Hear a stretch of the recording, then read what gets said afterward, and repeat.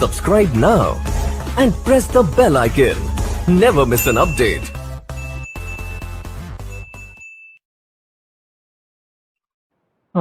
There is one example. If a site does not provide direct linkage between two pages A and B, ठीक है, मान लो एक site है जिसके अंदर पेज ए और पेज बी है, ठीक है, ये दोनों पेजेस होम पेज से तो कनेक्टेड है। होम पेज से आप पेज ए पे जा सकते हो, होम पेज से आप पेज बी पे जा सकते हो, बट यहाँ पे डायरेक्ट आपस में कोई कनेक्टिविटी नहीं है दोनों में, ठीक है। The discovery of a rule A to B. अब एक रूल यहाँ पे निकल के सामने आया, हमने एक रूल डिस्कवर किया और रूल निकल के आ गई ए टू बी। एक रूल है जो ए पेज से आइटम परचेज कर रहा है वो बी पेज से भी कर रहा है ना। ऐसा एक रूल निकल के हमारे सामने है एसोसिएशन रूल माइनिंग से। would indicates that providing a direct hyperlink from A to B might aid users in finding the intended information। तो यहाँ पे ये जरूरी हो जाता है कि हम पेज ए पे पेज बी का हाइपरलिंक डालें जिससे कि यूजर डायरेक्टली कहाँ पहुंच जाए, बी पे पहुंच जाए, ठीक है। तो इस टाइप के पेज के स्ट्रक्चर में हमें चेंजेस करना होता है अकॉर्डिंग टू आवर रूल। हम ज्यादा ऑप्टिमाइज बना सकते हैं।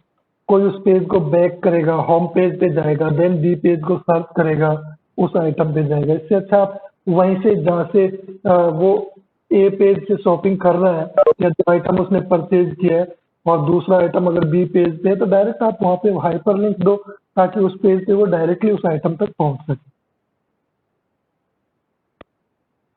देन नेक्स्ट पॉइंट की अगर हम बात करें, both association analysis and statistical correlation analysis have been used successfully in web personalisation and recommender system, ठीक है। दोनों की दोनों एसोसिएशन रूल माइनिंग और स्टैटिस्टिकल एनालिसिस दोनों ही कॉन्सेप्ट वेब पर्सनलाइजेशन और रिकमेंडर सिस्टम्स के लिए बहुत इंपॉर्टेंट है। हम स्टैटिस्टिकल कोरिलेशन एनालिसिस यूज करते हैं generally among customers and visitors के लिए और एसोसिएशन रूल माइनिंग करते हैं प्रोडक्ट्स और पेज व्यूज के लिए, ठीक है। Next point, indeed one of the primary application of association rule mining is web usages और e commerce data is in recommendation, ठीक है। तो मेनली अगर देखा जाए एसोसिएशन रूल माइनिंग के एप्लीकेशन में तो मेनली हम वेब यूजेज और ई कॉमर्स जो मेनली डेटा है उसी पे बेस्ड हम मेनली रिकमेंडेशन करते हैं। पुराना जो ई कॉमर्स डेटा है उसके अकॉर्डिंग हम रिकमेंड करते हैं जो भी हमें रिकमेंड करना होता है। For example in the collaborative filtering context, ये मेनली किसी ने रिसर्च पेपर जो है मेनली इस टॉपिक पे पब्लिश किया है, सर्वर एट एल, ठीक है।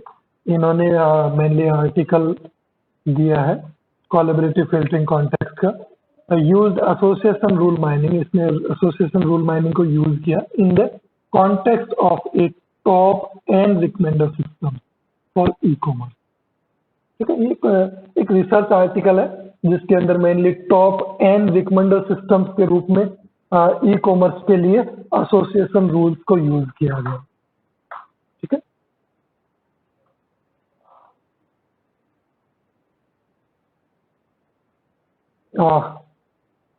ये एक जस्ट एक एग्जांपल का एक ओवरव्यू है। तो यहाँ पे देखो, अगर आप देखते हो तो यहाँ पे कुछ ट्रांजेक्शन्स दिए गए हैं और ट्रांजेक्शन्स को यहाँ पे कैटेगराइज किया गया है। तो यहाँ पे ए बी डी ई है ना।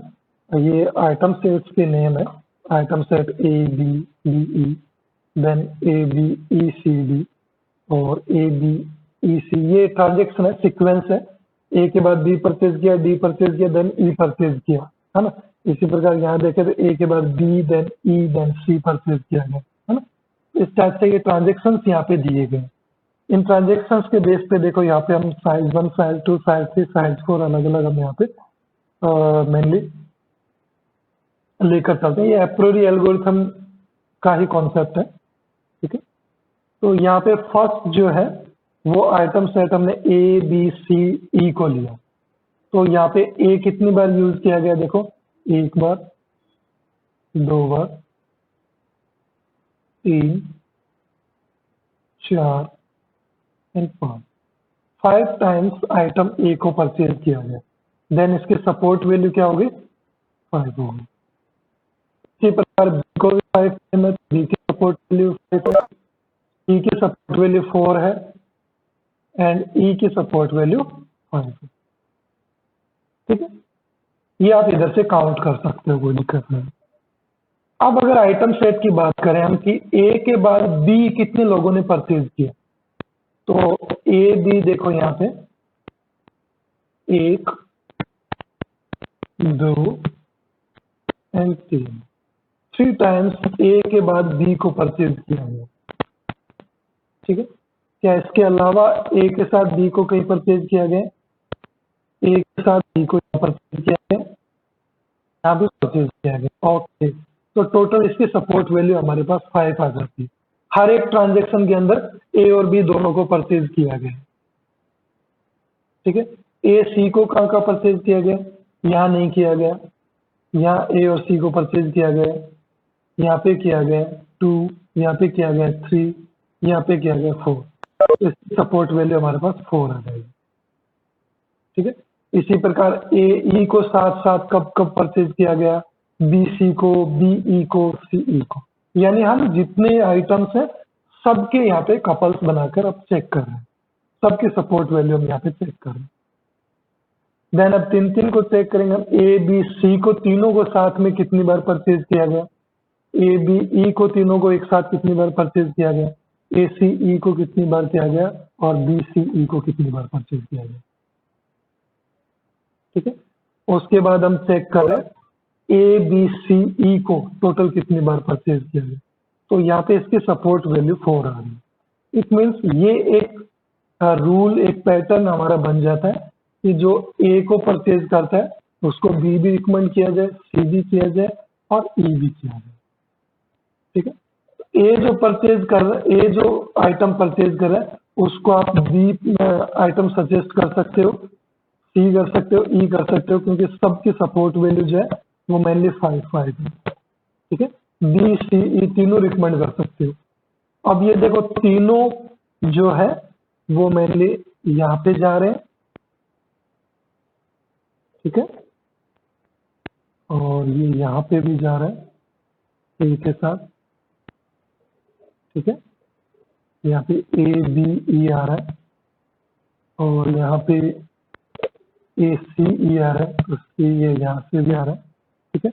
और इन तीनों से मिलकर फिर ये एक रूल बना है, क्योंकि इसमें ए बी सी ई चारों आ गए और इनके अंदर देखो A B C, A B ई और ए सी ई, यही चारों है,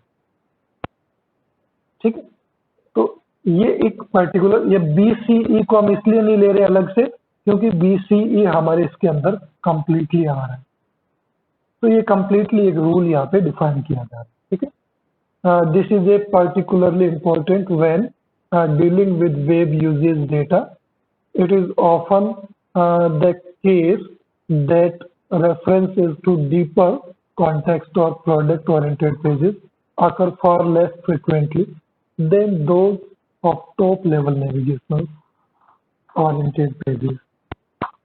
तो सिंपली अपने ये कह सकते हैं कि जो भी हमारे पास ट्रांजेक्शन्स होते हैं, जो भी यूजेज, ट्रांजेक्शन एक्चुअली होता क्या है, यूजेज डेटा होता है भाई। ट्रांजेक्शन तभी तो होगा जब कोई उसको यूज कर चुका होगा, तभी ट्रांजेक्शन क्रिएट होगा।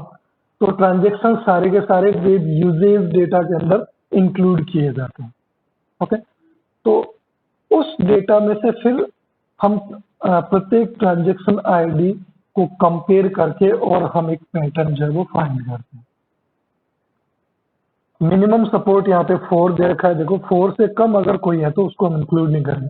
वैसे हमारे पास 4 से कम वैल्यू किसी की आई भी नहीं है जिसको हम डिस्कार्ड करें,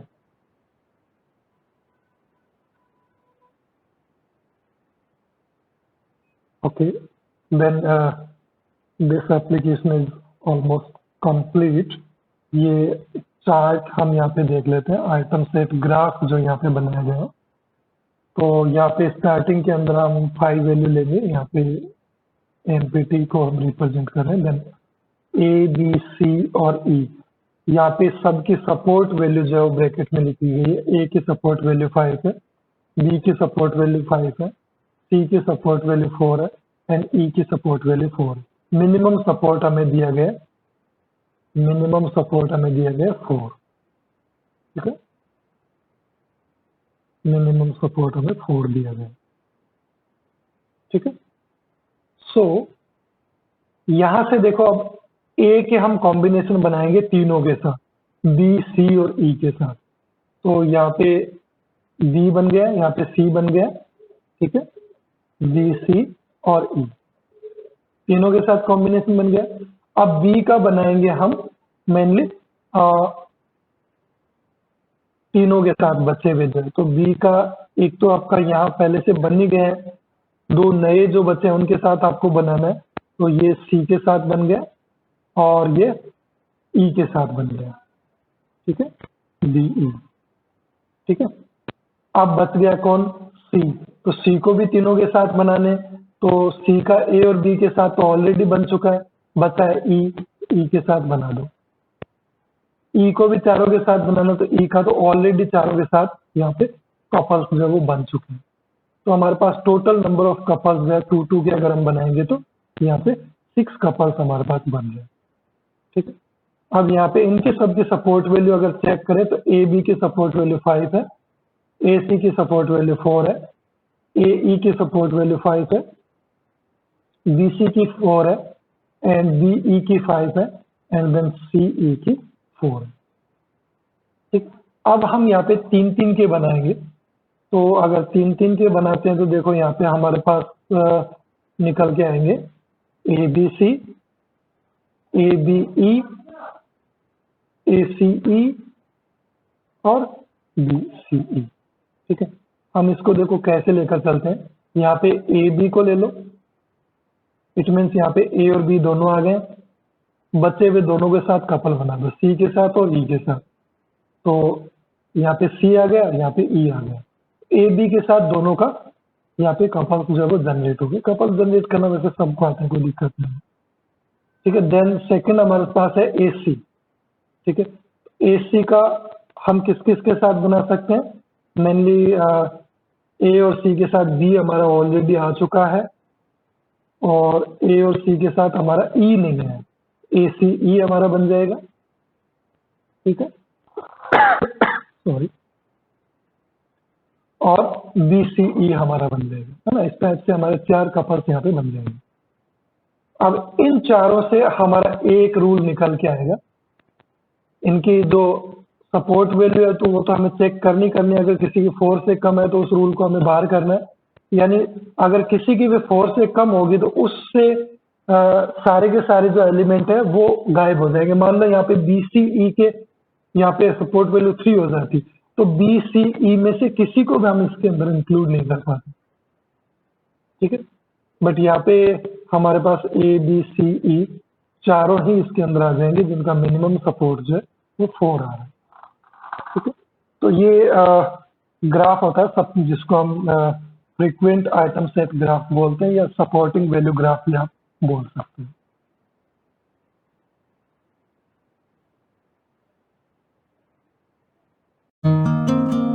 हेलो दोस्तों, चैनल को सब्सक्राइब करना ना भूलें, वीडियो को लाइक करें, शेयर करें और बने रहें आपके अपने चैनल पॉसिबल नॉलेज के साथ इसी तरह के लेटेस्ट वीडियो पाने के लिए।